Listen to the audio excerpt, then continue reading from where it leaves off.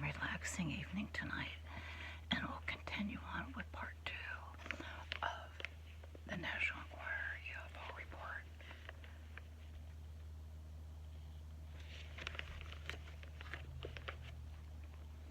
A reminder to turn down your contrast, your brightness on your device, so it won't be so bright in your room. And maybe, if it's not so bright in your room, you can fall asleep quicker and easier, and perhaps you can be the winner in our ongoing challenge. First one who falls asleep wins.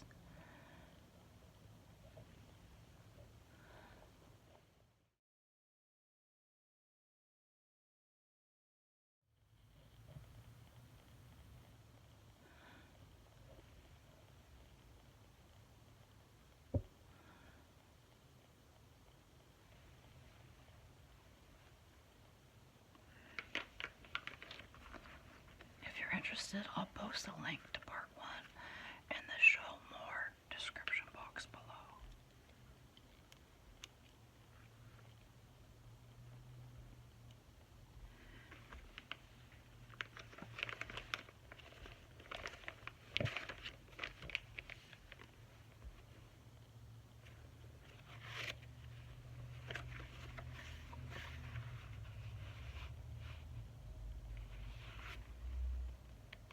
Okay, so the last sentence from part 1 reads, "Its appearance seems to indicate that an extraterrestrial civilization is in the final stage prior to direct communication with Earth."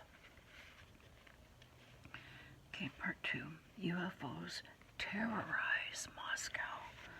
Do we need this bright light on? Maybe not. Let's see.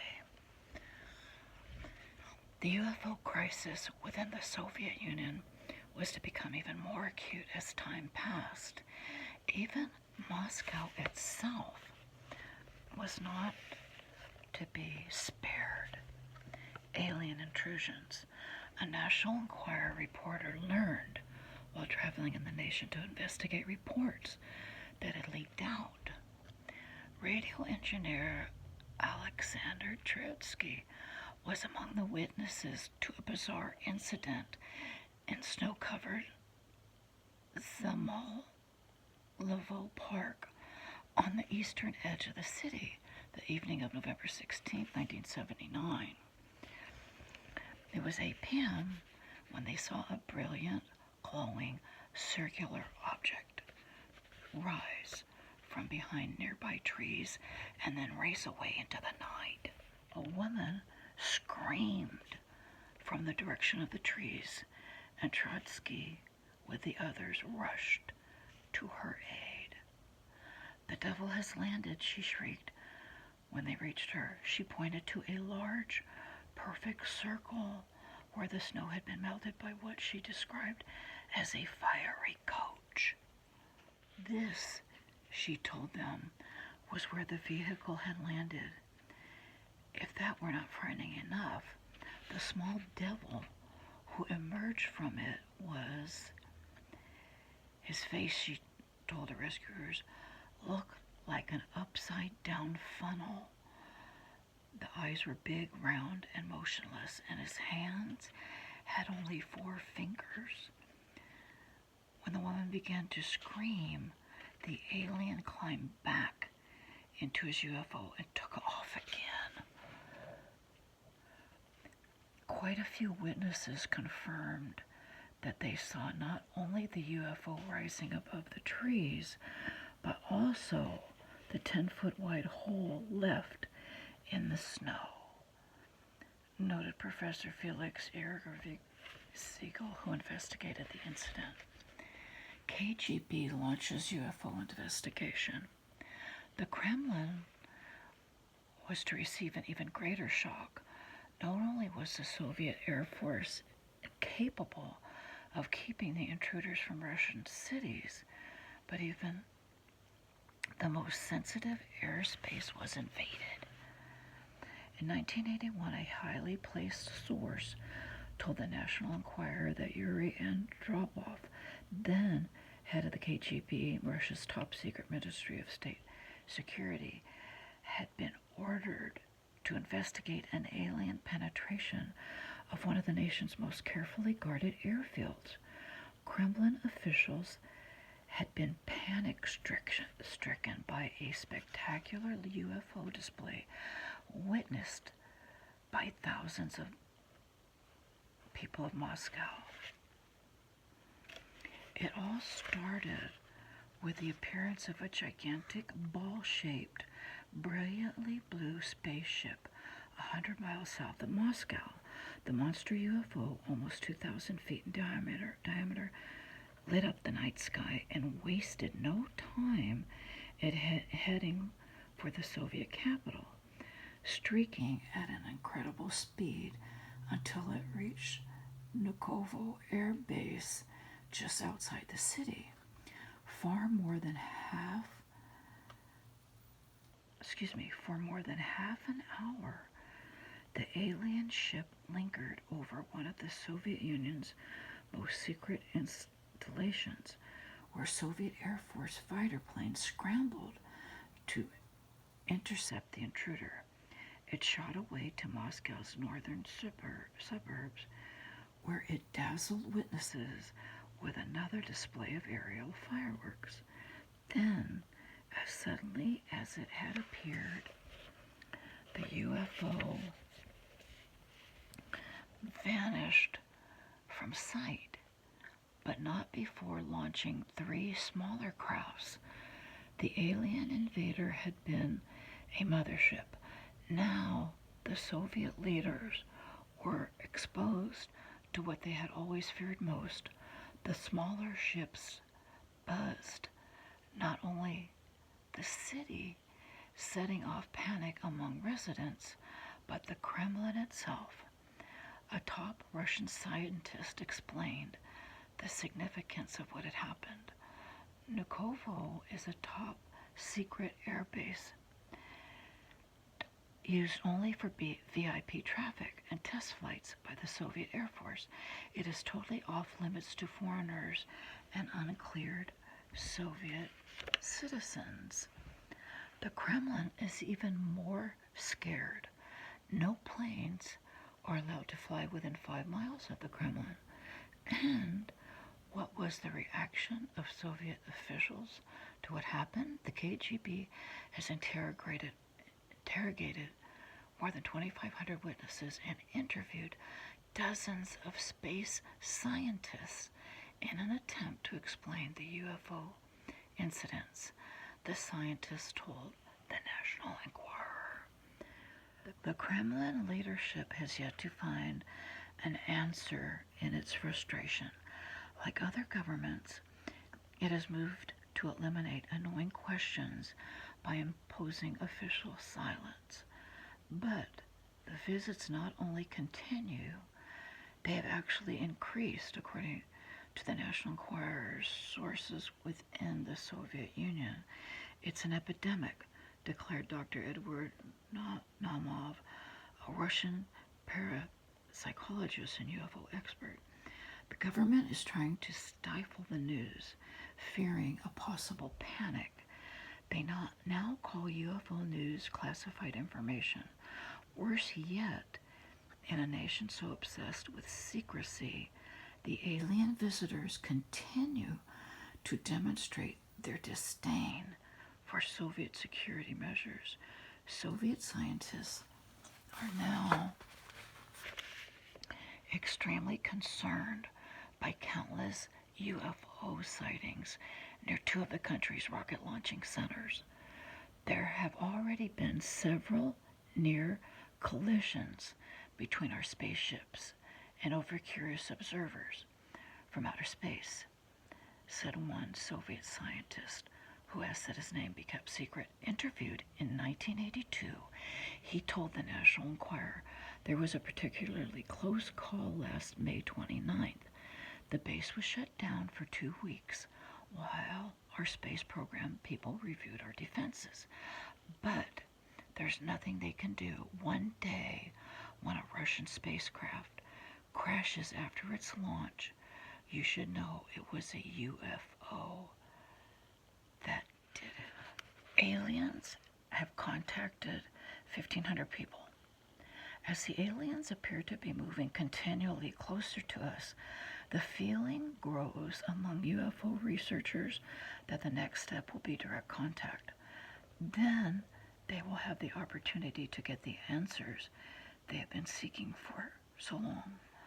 That such meetings between humans and extraterrestrials, aliens, have already taken place in large numbers on an informal basis is indisputable, according to the California-based Interplanetary Network. A 6-year worldwide study conducted by the network produced more than 1,500 people who contend that they have been contacted by extraterrestrial beings. The membership of the Interplanetary Network consists of physicists, electronics experts, and social scientists. We looked at material from 100 nations and people who ranged in age from 6 to 86. Network President Valerie Jean-Ranson told the National Enquirer, "There is absolute evidence of a transfer of information between extraterrestrials and human beings. We found that many of the people had been contacted more than once, and that the communication lasted from 20 minutes to 3 hours and 50 minutes. We could tell which reports were genuine because of the repetition of certain key facts and words among those who had actual contact," Rasson said. "We got information from people about their contacts that was absolutely identical, yet there was no way that two individuals from two different countries, parts of the world, that people who didn't even speak the same language could have been in collusion." As evidence, Ramon told the National Enquirer that, though none of the people contacted by aliens knew one another, many reported hearing a high-pitched whine in the right ear while they were in communication with the extraterrestrials. Explaining the study's findings, Ramon says it's part of a precise program of communication and contact. Oh my goodness. Spacemen visited Stone Age Earth. This may not be the first such program in human experience. Other researchers maintain from the first there were those who, intrigued by Kenneth Arnold's sighting, looked to the past for evidence of earlier visits by extraterrestrials. Among them was Professor Alexander Kazantsev, a consultant to the Soviet space program and the author of 24 books on space. The evidence that we have been visited by inhabitants of other planets is clear and unmistakable, according to the professor. As examples, in an exclusive interview with the National Enquirer, he displayed two 4,500-year-old statuettes that had been dug up in Japan. These Stone Age ceramic figurines depict humanoid creatures wearing what Professor Kazantsev maintains are spacesuits. Unearthed on the island of Honshu during an archaeological expedition, they date back to a period when the Pacific Islands, which subsequently became Japan, were inhabited by the Ainu, people of the Stone Age, the professor revealed. Yet the figurines clearly show rivets, screws, and equipment known to primitive people. In 1981, the statuettes were examined by a team of top officials of the Soviet space program, including the head of Russia's equivalent of NASA. They all agreed. Professor Kazantsev says that the clothing on these figurines repeats all important details of the suits worn by our cosmonauts today.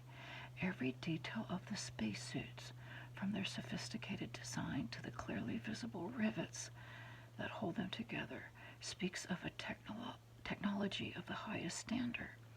The age of the artifacts were determined by carbon-14 dating of the remains of wooden boxes in which they had been buried. The professor told the National Enquirer, "These figurines are the preserved images of what the Stone Age natives saw, remembered, and passed on from generation to generation." There are sockets in the sleeves and below the shoulder, and in the back of the helmet there's a gadget box featuring more outlets, presumably for lifelines and communication lines. There is an over-the-mouth filter connected to a breathing apparatus. The suit has clearly recognizable metal screws, yet mind you, these statuettes were made in the Stone Age. Notice the slit goggles, he added. Clearly the beings came from a planet not as well lighted as Earth. They were forced to wear polarized glasses to protect their eyes. Oh my goodness. Ancient writings tell of UFO visits in 4000 BC. Japan, according to Dr. V. Raghavan, retired head of the Sanskrit Department of India's prestigious university, Madras, was not alone in playing host to extraterrestrials in prehistory. Dr. Raghavan contends that century-old documents in Sanskrit, the classical language of India and Hinduism, prove that aliens from outer space visited this nation. 50 years of researching these ancient works convinces me that there are living beings on other planets and that they visited Earth as far as back as 4000 BC, the scholar says. There's just a mass of fascinating information about flying machines, even fantastic science fiction weapons that can be found in the translation of the Vedas scriptures, Indian epics, and other ancient Sanskrit texts.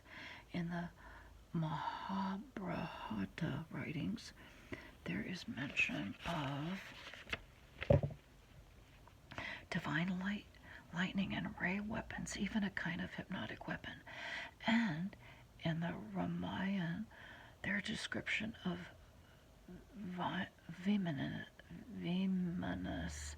or flying machines that navigated at great heights with the aid of quicksilver and a quick propulsive wind. These were space vehicles similar to the so-called flying saucers reported throughout the world today. The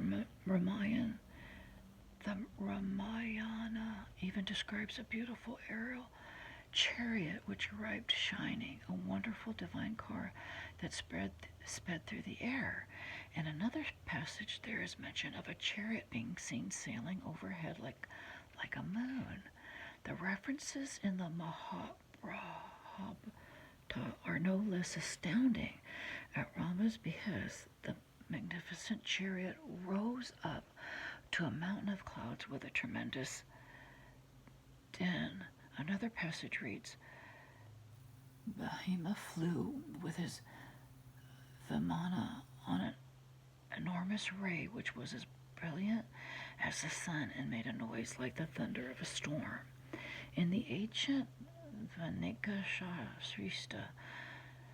Shastra science of aerodynamics, their description of a Vimana is an apparatus which can go by its own force from place to place or globe to globe.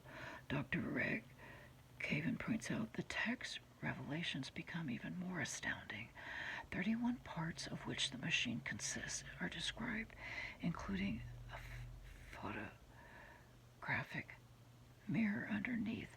The text also enumerates 16 kinds of metal that are needed to construct the flying vehicle. Metals suitable, light and heat absorbing are of 16 different kinds, but only 3 of them are known to us today. The rest remain untranslatable. Another authority who agrees with Dr. X's interpretation is Dr. A.V. Krishnamurti, professor